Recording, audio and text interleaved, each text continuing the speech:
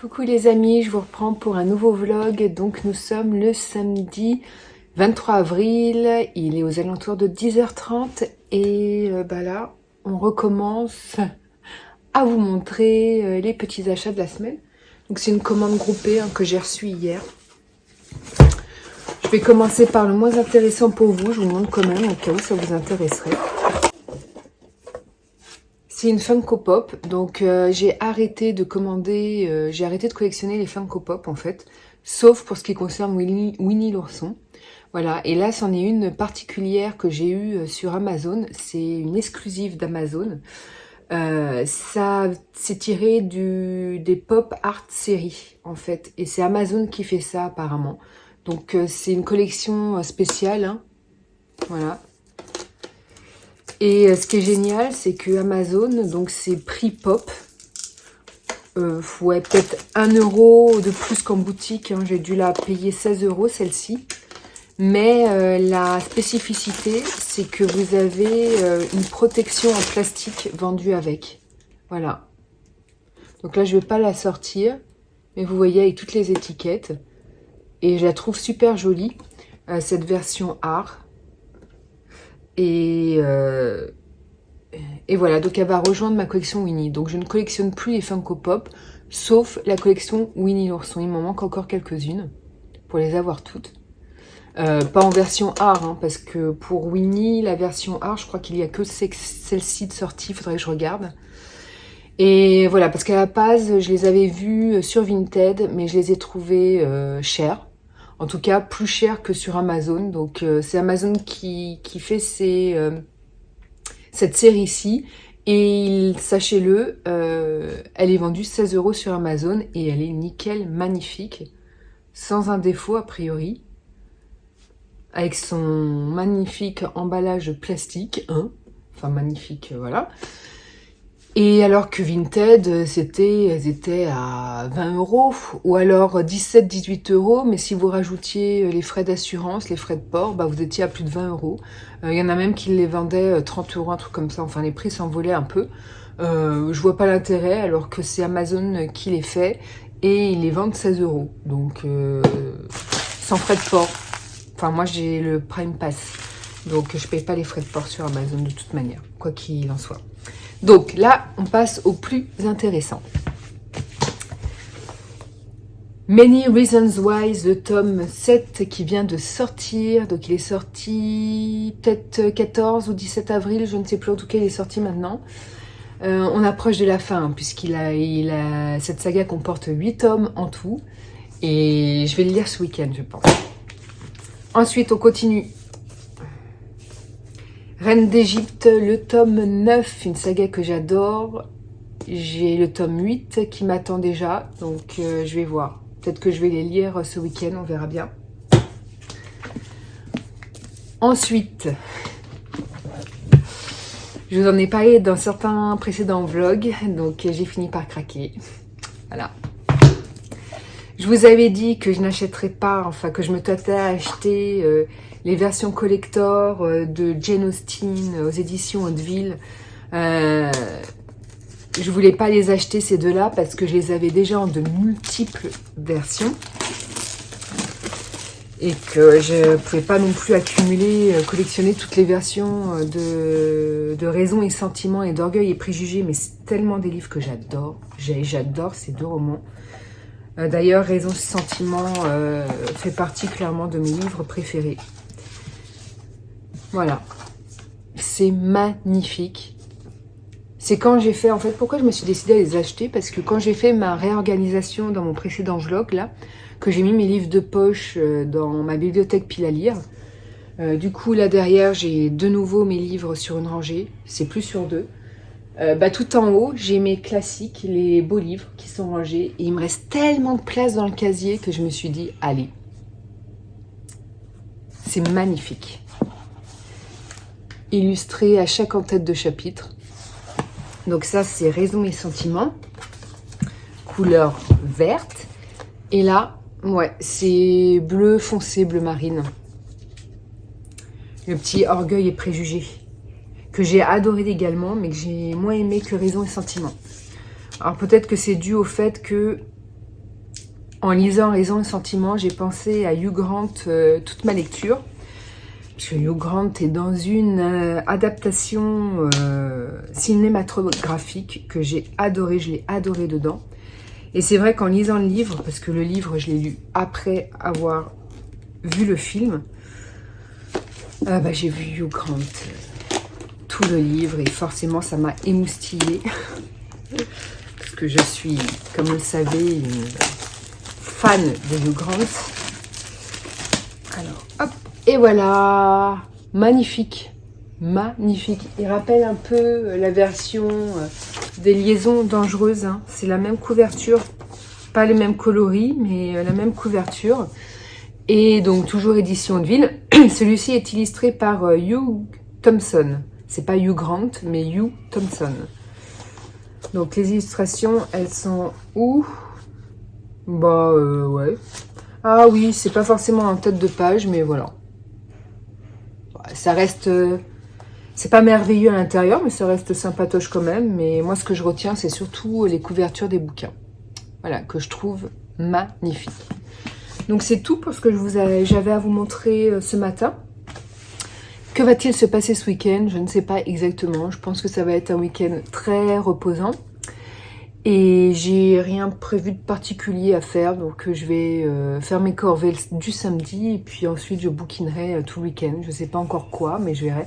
J'ai aussi du montage. Il faut absolument que je sorte demain un vlog qui est dans la boîte et qu'il faut absolument que je monte. Donc je vais faire ça aujourd'hui et puis je pense que je lirai plutôt demain. Bref, en tout cas, je reviens vers vous un peu plus tard. Et donc je vous montre. Regardez-moi.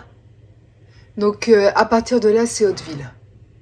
Là, c'est la collection Anne de Green Gables qui va être en 10 volumes. Donc, j'en ai 5. Je pense qu'il y en a d'autres magnifiques, mais je les ai pas tous. Ah, j'en ai certains dans la pile à lire. Parce que j'ai pas tout lu de Jane Austen. J'ai aussi Madame Bovary qui m'attend dans ma pile à lire. Donc, après, voilà, ça va étoffer un peu. Mais bon, vous voyez, il reste plein de place. Mais voilà, rendu comme ça, je trouve ça super beau. Voilà. Et là, c'est aussi des beaux classiques, mais c'est pas Hauteville. Et là, c'est ma collection des Rougon-Macquart de chez Jean de Beaune. Voilà, vous savez tout, les amis.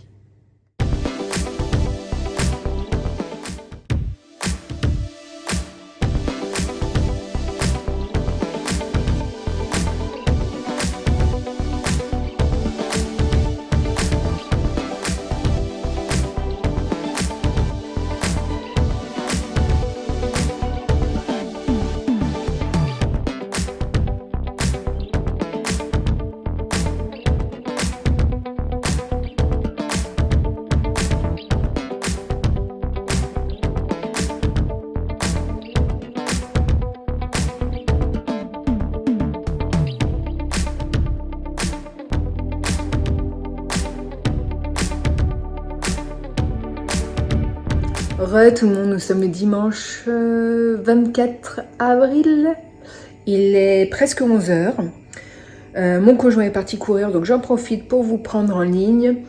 Je n'ai pas lu depuis hier, je vous explique pourquoi, parce que bon, j'ai été faire mes courses, voilà, truc plan-plan. Le samedi, c'est toujours hard de toute façon pour lire, hein, vous êtes prévenus. Mais si j'ai lu, je vous raconte n'importe quoi, j'ai lu une bande dessinée, je vais vous en parler, n'importe quoi. Bon bref, c'est pas grave. Donc j'ai réussi à lire une bande dessinée, mais c'est tout ce que j'ai lu hier parce que en fait j'ai été polluée par une envie très forte de m'acheter un tableau de Murciano. Voilà, parce que la semaine dernière, j'ai été chez mon petit cousin, enfin chez mes cousins, parce que c'était les 25 ans de mon petit cousin. D'ailleurs, je vous ai mis un clip du magnifique tableau de Murciano qu'ils avaient chez eux de Goldorak. Et j'ai eu un coup de cœur. Et en faisant des recherches sur internet, j'ai eu un coup de cœur pour celui avec Pennywise, donc Pennywise, hein, le clown de ça. Donc il peut paraître effrayant, mais moi j'adore. Et je l'ai vu instantanément dans mon salon. Voilà, au-dessus du canapé, là, à la place de ce tableau-ci. Voilà. Et je vais sur le site de Comme une image, puisque c'est cette boutique-là, en fait, qui est située à Domus et puis dans un peu d'autres villes, qui font les Murciano. Parce que le souci, c'est que Murciano, il a son propre site web de créateur, donc, sauf que si vous commandez sur son site web, ce sont des tableaux numérotés qu'il vous envoie, et donc c'est pas le même prix. 1 mètre par 1 mètre, en allant directement sur le site Murciano, c'est 800 €, 900 €, voilà, suivant ce que vous demandez, puisque c'est à la demande. Voilà, pour ceux qui connaissent pas les tableaux de Murciano, ce sont des tableaux à la peinture avec des jets de peinture, et vous choisissez le cadre. Vous pouvez demander une option, à savoir un jet de peinture en plus sur le tableau. Enfin, je vous montrerai en vidéo si j'ai réussi à avoir mon tableau aujourd'hui, et je vous montrerai ce que ça donne, vous comprendrez mieux. Mais voilà, je veux Pennywise absolument, mon conjoint était d'accord dessus. Et j'ai envoyé un mail au siège de Comme une image, parce qu'en fait je ne le trouvais pas sur leur site web. Et en sachant que les non numérotés coûtent, les 1 mètre par 1 mètre coûtent 270 €. Donc ça reste quand même moins cher et plus abordable que 800-900 €. Et après, vous en avez des plus petits. Moi, je veux 1 mètre par 1 mètre parce que c'est la taille qu'il me faut pour mon salon. Mais après, vous avez des plus petits pour mettre dans la chambre. Ils sont à 69 €, 79 €. Voilà, vous avez quand même un panel de choix au niveau tarif. Et le siège m'a répondu dans l'heure en me disant « Pennywise, il n'est pas commandable sur le site parce qu'à la base, je voulais le commander, me le faire livrer pour éviter de me déplacer. Et voilà, il ne se trouve qu'en boutique au centre commercial Aéroville à Tremblay et à Domus. J'ai essayé d'appeler Domus hier, impossible de les avoir en ligne. J'ai appelé le centre commercial Aéroville à Tremblay, il en reste un en stock. Donc on va se dépêcher d'y aller aujourd'hui, sachant que je me fais pas trop de soucis pour l'avoir, parce que déjà c'est un clown qui fait peur. Donc tout le monde va pas acheter le tableau pour le mettre dans son salon, hein, ça c'est évident. Et puis ça reste quand même un petit budget. C'est Comme une image, c'est quand même une boutique d'art. C'est pas une boutique de fringues, donc je me dis au niveau acheteur potentiel, il y a quand même moins de gens qui... Voilà, c'est pas comme une robe où il leur reste un exemplaire et là le temps que vous arriviez, elle peut partir. Là on parle d'un tableau pas donné et Pennywise quoi, donc il fait juste flipper le clown. Donc là, j'attends, mon conjoint est parti courir, et j'attends qu'il revienne vite, j'espère, qu'il prenne sa douche et on va le chercher. Donc si vous voulez, hier, entre les recherches, envoyer des mails et tout, et puis l'idée que j'acquière ce tableau, ça m'a excitée, mais comme une gamine au réveillon de Noël. Je vous raconte pas des blagues, moi qui dors très bien, j'ai mis du temps à m'endormir, j'étais surexcitée. Et comme un réveillon de Noël, en fait, comme quand j'avais 10 ans, sauf que là, j'en ai 41. Et voilà, faut absolument... Oh là là là là. Je vais rappeler la boutique, je pense, avant de partir pour m'assurer qu'ils l'ont toujours, parce que c'est quand même... Là, on va à Tremblay, limite Roissy, c'est quand même 30 minutes en voiture de chez nous. Voilà, mais je suis trop excitée. Donc, voilà l'explication du pourquoi j'ai pas trop lu. Mais j'ai quand même... Alors, j'ai pas ma perche à cette fille, là, donc je vous montre comme ça. J'ai terminé le tome 2 du Grimoire d'Elphie, que j'ai trouvé vraiment... très bien. J'aime beaucoup cette bande dessinée que je vais continuer à suivre. Alors, comme je vous l'avais dit dans un précédent point lecture, c'est une bande dessinée que j'aime un peu moins que les Carnets de cerises et les Sœurs Grémillé. Au niveau de l'histoire, voilà. Je suis obligée de comparer parce que les planches sont un peu du même style, même si c'est différent. Et je suis obligée de comparer aussi parce que ces 3 petites filles, là, c'est 3 sœurs. Dans les Sœurs Grémillé, c'est 3 sœurs. Dans les Carnets de cerises, c'est 3 copines. Donc, tout par 3. Voilà, donc on est obligé de faire quelques comparaisons. Et ce que j'ai aimé dans ce volume, je pense l'avoir préféré au 1, c'est que, bon, c'est très centré enfant, évidemment. Mais il y a eu une petite partie ludique, je trouve, notamment sur les éventails et leur communication. Voilà, vous savez, les éventails, hein, ce dont on se servait avant et qu'on ne se sert plus trop maintenant pour s'aérer le visage quand on avait chaud. Voilà, je trouvais qu'il y avait 1 ou 2 planches assez ludiques là-dessus. Et puis surtout ce que j'aime, c'est que les scénaristes, voilà, mettent en avant les petits villages français, et je trouve ça super important de faire découvrir ça aux enfants, leur pays. Parce que souvent, je trouve, pas forcément en BD, si quand même, c'est des mondes soit imaginaires ou soit pas forcément situés en France. Je trouve ça dommage. Là, on met vraiment la campagne, les villages français à l'honneur, et je trouve ça super joli. Les planches sont magnifiques. Je vais vous montrer ça. Et je trouve ça important. Voilà, donc une des raisons principales qui fait que j'adore cette bande dessinée. Et pour le résumé, pas forcément de ce volume, mais de tous, c'est bon, ça bouge un peu la caméra, je suis désolée, mais j'ai mal au bras. C'est que, en fait, vous allez suivre 3 sœurs, donc qui ouvrent une librairie ambulante dans un bus anglais et qui sillonnent la France pour vendre leurs livres, en fait. Et donc à chaque volume, elles s'arrêtent dans un village ou dans une ville, peu importe. Pour le moment, c'est que des villages. Et elles vont vivre des aventures dans ce village hors livre. Voilà. Et je trouve ça super sympa. Donc voilà pour vous montrer un peu. Coucou mon petit Pimousse. Pimousse ? Mon Pimousse, il attend son papa là. Regardez. C'est magnifique, c'est vraiment des planches très terroir, on va dire ça comme ça. Et j'adore, vous voyez, il y a quand même des petites fiches de journal intime, comme dans les carnets de cerises en fait. C'est pas très original de ce côté-ci, je trouve, parce que ça reprend les idées des autres, je trouve. Voilà, il y a juste l'histoire en soi qui est complètement différente. Mais vous voyez, les planches sont vraiment, vraiment très, très jolies. Alors, j'en avais une que je voulais vous montrer en particulier, mais comme par hasard, et je ne mets jamais de post-it, évidemment. Mais bon, là, je pense que ça vous donne quand même une bonne idée de à quoi ressemblent bien évidemment les dessins. Et pour le programme d'aujourd'hui, j'attends impatiemment que mon conjoint rentre de sa course à pied, qu'il prenne sa douche, qu'on aille Fissa à la boutique récupérer mon tableau.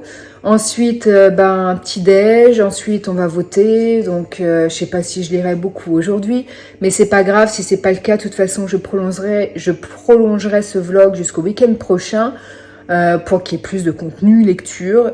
Et voilà. Après, vous, ça change rien à votre life.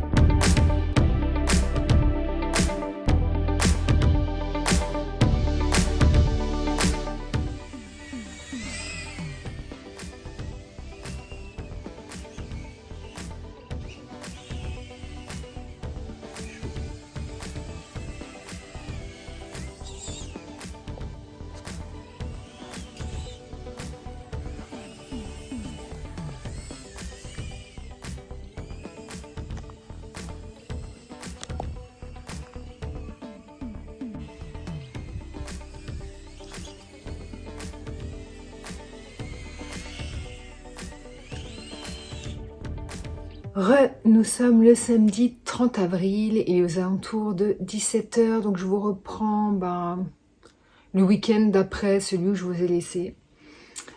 Je me suis aperçue que finalement le week-end dernier a été très pollué par mon tableau. D'ailleurs que je vous ai montré dans les clips et je me dis que ça va peut-être en effrayer certains, mais nous on adore. On n'est pas très conformiste dans nos choix de déco. Voilà, on adore un peu ce qui sort de l'ordinaire pour pas avoir le même intérieur que tout le monde. Mais je surkiffe ce tableau, quoi. C'était... je vous ai un peu filmé à l'intérieur, il y avait d'autres tableaux super chouettes également, mais s'il n'y avait plus mon clown, je pense que je me serais tournée vers le Terminator. Je sais pas si j'ai pu, je pense pas vous l'avoir filmé, mais le Terminator, un squelette en robot, hein, mais je pense que ce qui faisait vraiment le charme de ce tableau, c'était le contour. C'était un contour très imposant, très massif, gris argenté, qui aurait fait superbe dans le salon. Mais voilà, nous, notre coup de cœur number one, c'était le clown de Sarah, Pennywise, donc qui s'appelle. Et on adore tous les deux films qui sont sortis. Déjà, on adore Stephen King. Et puis, on adore les deux remakes. Enfin, les remakes. La première adaptation des années 80, puis le remake. En sachant que pour ce qui est du remake, c'est le tableau. En fait. Le tableau, c'est le clown du remake. Et on est méga fan, même si je pense que c'est le type de tableau qui ne plaira clairement pas à tout le monde. Moi, je passe mon temps là depuis plusieurs jours à rester plantée devant et à l'admirer. Voilà, donc c'est vraiment pas l'achat inutile pour moi. En tout cas, je suis en amour devant. Bref, mais ça, j'ai déjà dû vous en parler. Mais je me suis aperçue du coup que mon week-end dernier était pollué par ce tableau et j'ai pas du tout lu ou quasiment pas. Voilà, donc je me suis dit que je clôturerais ce vlog quand j'aurai un peu plus de lecture à vous montrer, puisqu'à la base c'est ça, hein, c'est des vlogs lecture, pas vie intime forcément tout le temps. Et donc, cette semaine j'avais une lecture commune. Alors en fait j'en ai plusieurs, il faut savoir que cette semaine j'étais sur 3 lectures. Voilà.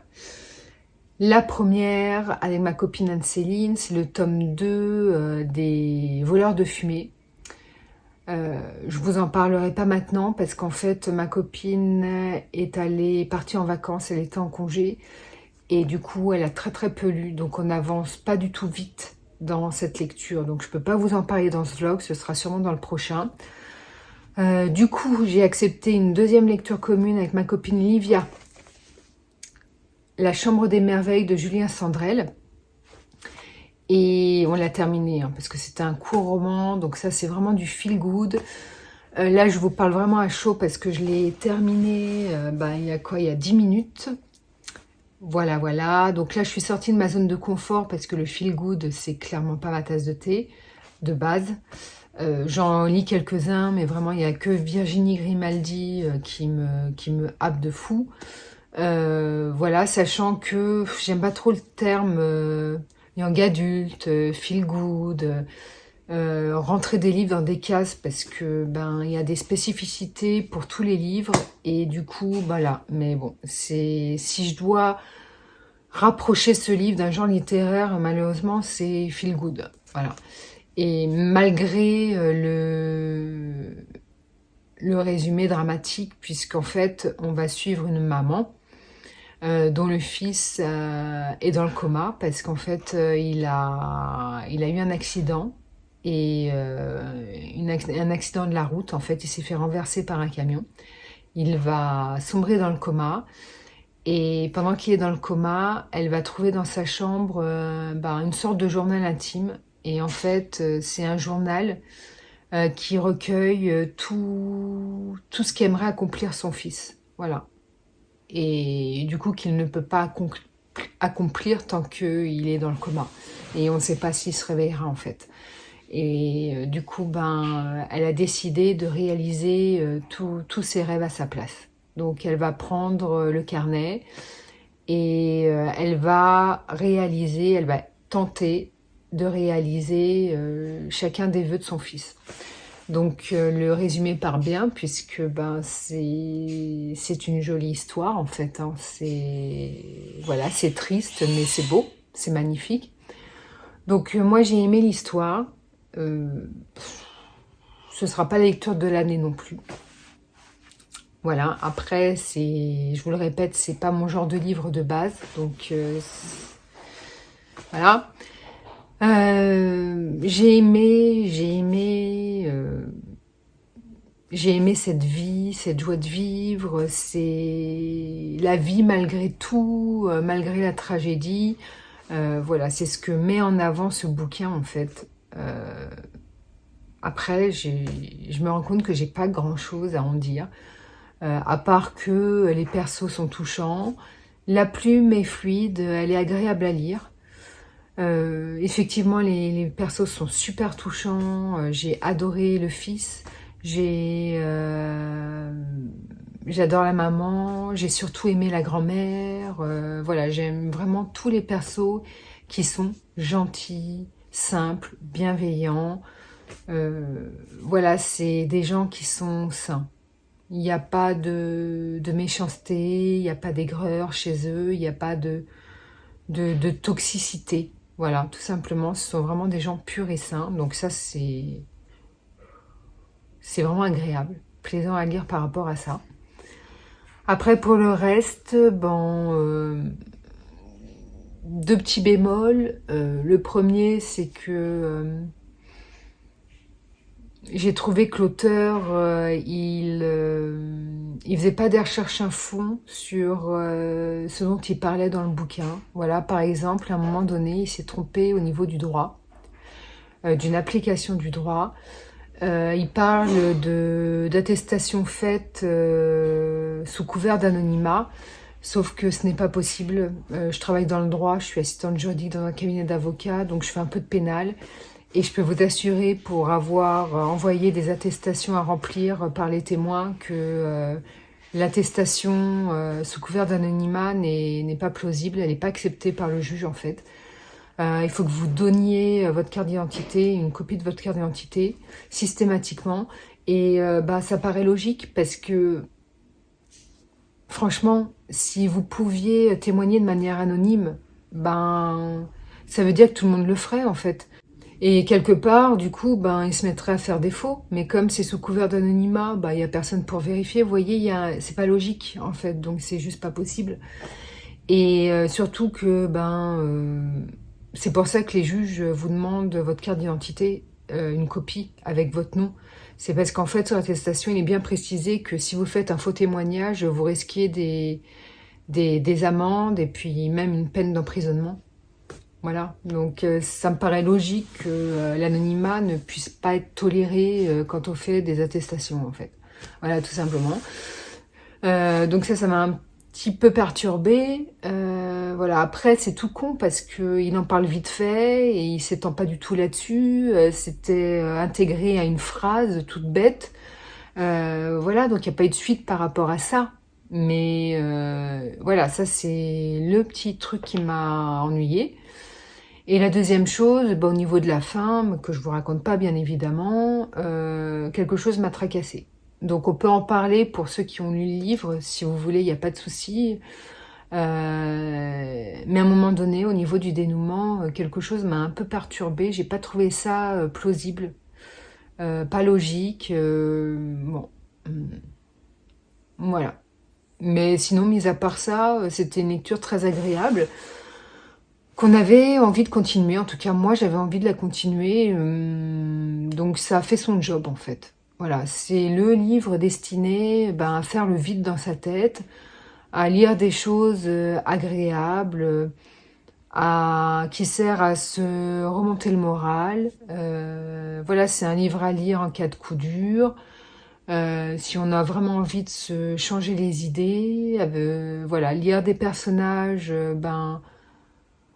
complètement sain, super attachant, c'est amusant comme bouquin en plus, il y a des scènes qui sont un peu marrantes, voilà, donc je vais dire que c'est une bonne lecture, il n'y a pas de souci, à part les deux petits bémols là, c'était une bonne lecture, c'est juste que voilà, je trouve que l'auteur, J'ai trouvé qu'il n'allait pas dans les recherches. Quand il parlait de quelque chose, peu importe quoi, j'ai trouvé on sentait qu'il n'y avait pas eu de recherche derrière pour s'assurer que ce qu'il mettait dans le bouquin correspondait à la vérité et quelque chose qu'on pouvait appliquer, en fait.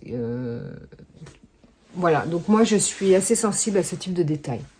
Je vous l'avoue, c'est comme les fautes d'orthographe, les fautes de grammaire. Voilà, moi je suis sensible à ça dans un bouquin. C'est comme ça. Voilà, mais c'était une bonne lecture. Voilà. C'est pas un coup de cœur, c'est pas non plus une excellente lecture, mais c'était une bonne lecture. Vraiment, si vous êtes amateur de lecture légère, que vous adorez le feel good, c'est un livre que je peux vous conseiller effectivement, qui était chouette à lire. Mais après, j'ai pas non plus énormément de choses à en dire. C'est tellement le livre sans prise de tête que j'ai pas non plus envie de me prendre la tête pour vous en parler en fait, parce qu'il n'y a pas grand chose à en dire. Et sinon, ma troisième lecture en cours, alors ça c'est mon record, hein, lire 3 livres en même temps. Je ne l'ai pas terminé, donc je vous en parlerai quand je l'aurai fini. Je pense que je vais l'intégrer dans ce vlog du coup, parce que vous voyez, il me reste plus grand chose à lire. Un palais de glace et de lumière de Sarah J. Maas. Écoutez, je vous en parle pas maintenant, je vous dirai juste que c'est un peu poussif. Il ne se passe tellement rien dans ce bouquin que bon...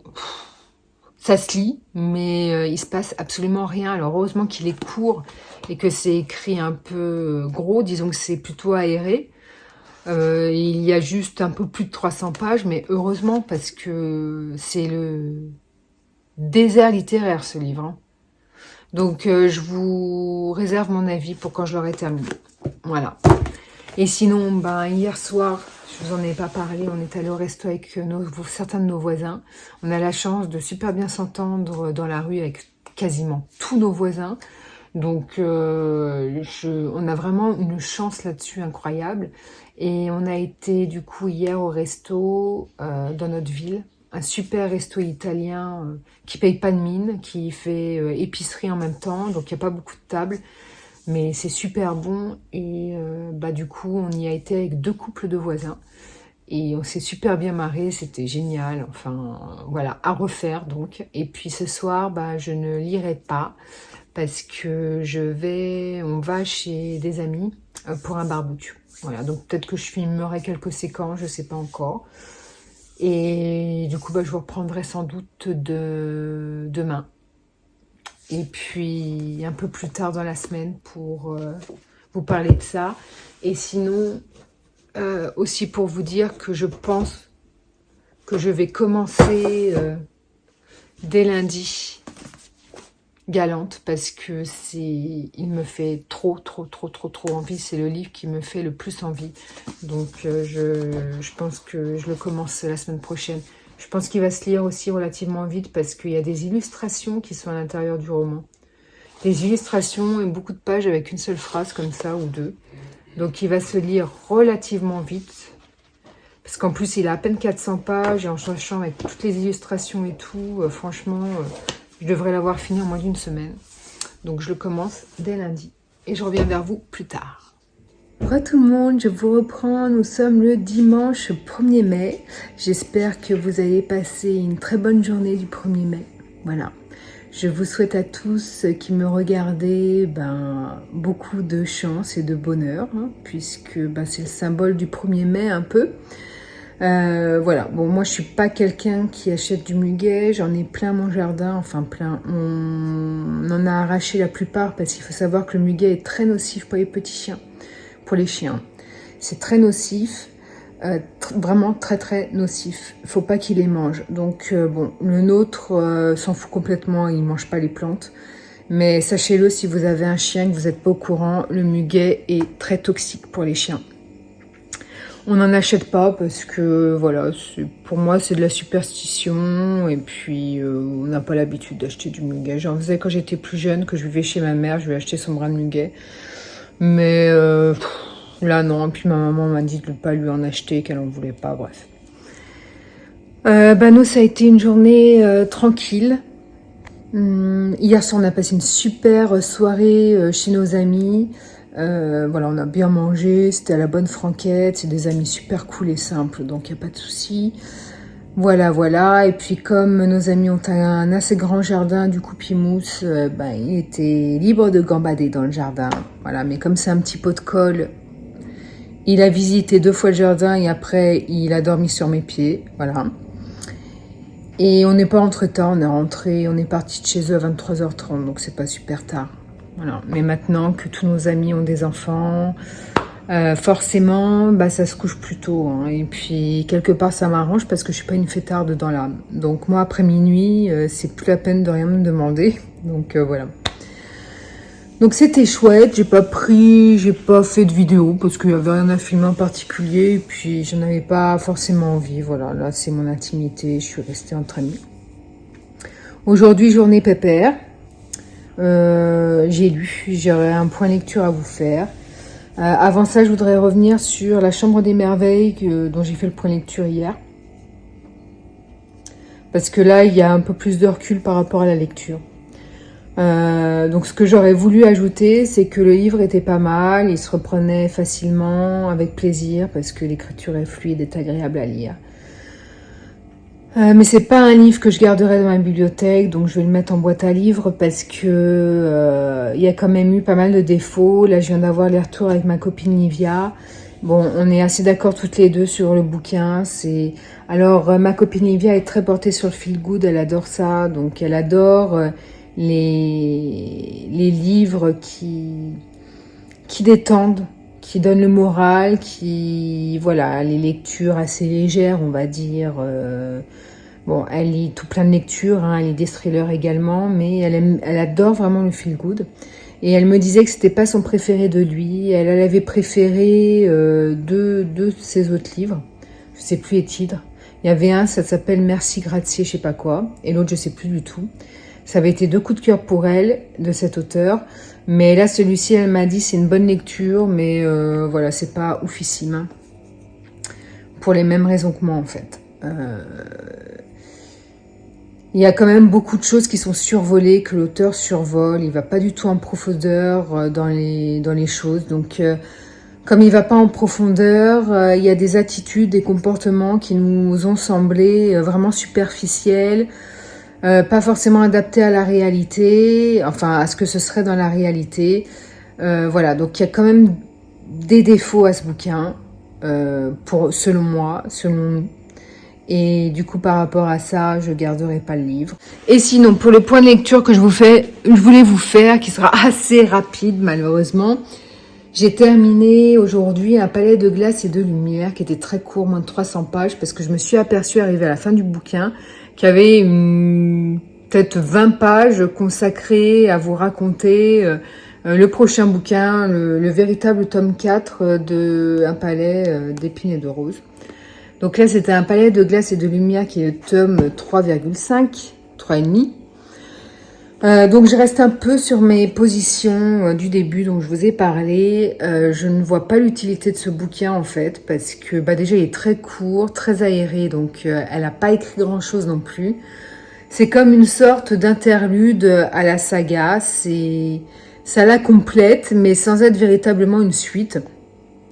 On suit 4 personnages, Fer, Rysande, Cassian et Morrivan, je crois. Le diminutif, c'est mort. Donc, on est en eux, on vit les choses à travers eux, mais en sachant qu'il ne se passe rien, absolument rien. C'est pas véritablement une suite. Donc, on pourrait dire que ce volume est intéressant parce que on suit les personnages de ce qu'ils ressentent par rapport aux événements passés, etc. Mais je me dis, quitte à écrire un tome sur ce que les personnages ressentaient, autant mettre en avant les personnages secondaires qu'on ne voyait pas qu'on ne suivait pas véritablement dans les tomes précédents. Je veux dire, moi je m'attendais à me mettre dans la peau de Nesta, d'Hélène, ça aurait été super intéressant. Moi j'aimerais bien savoir ce que pense véritablement Hélène de Julien, etc. De Lucien, pardon. Non, C'est-à-dire que là, au lieu de faire un interlude sur des personnages secondaires, eh ben, on reste sur les personnages centraux. C'est-à-dire que là, que vous avez Morrivan, vous avez Cassian en plus, très peu. Mais les deux persos principaux qu'on continue à suivre, c'est Fer et Rysande, quoi. Et à un moment donné, merde, il y a plein de persos intéressants qui sont secondaires, mêlés un peu en avant, quoi. Toujours les mêmes. Et puis, c'est vraiment Fer et toujours Rysande qui sont sur le devant de la scène. Morrivan et Cassian, ils doivent avoir 3 chapitres qui leur est consacré dans ce volume. Le reste, c'est Fer et Rysande, merde, quoi. Saoulant à force. Donc ça se lit bien parce que j'ai réussi à le finir. Mais ce qu'on apprend, c'est vraiment superficiel des choses finalement qui auraient pu être dites dans le volume 4. Alors le volume 4 de mémoire, je l'ai dans la pile à lire. C'est un petit pavé comme les 3 précédents. Mais ce que je veux dire, c'est que les choses un peu intéressantes qu'on apprend dans ce volume-ci, il y en a tellement peu, finalement, de choses intéressantes dans ce volume que ça aurait pu être intégré au volume 4. Donc, pour moi, vraiment, ce volume 6, c'est vraiment un livre purement commercial. Absolument commercial, en fait. Voilà, je sais pas. Peut-être qu'elle a mis du temps à écrire le 4e volume et qu'elle s'est dit, je vais écrire une petite merde à côté et je vais la publier, ça va me faire des sous, je sais pas. Clairement, je vois pas l'utilité de ce bouquin. Donc, il se lit bien, mais on n'apprend pas grand-chose de plus que ce qu'on savait déjà. Bon, si vous voulez connaître des choses sur le cycle menstruel, des immortels, lisez ce livre, ça tient sur tout un chapitre. Enfin, ouais. Bon, j'en dirai pas plus. J'ai pas grand chose d'autre à dire de plus sur ce bouquin. Mais voilà, pour moi, c'est un tome complètement inintéressant. Mais je suis contente de l'avoir terminé parce que du coup, demain, je vais pouvoir commencer Galant. Et ça, j'ai super hâte. Donc, je vais vous laisser là. Je vais clôturer ce vlog ici. Je pense que, il aurait quand même suffisamment de contenu. En plus des contenus, j'ai mis pas mal de lectures. J'ai réussi à intégrer de la lecture. Voilà, du coup, le job est fait. J'espère qu'il vous aura plu. N'hésitez pas, comme d'hab, à commenter, à liker et à vous abonner. Et puis sur ce, moi, je vous laisse pour de nouvelles aventures livresques.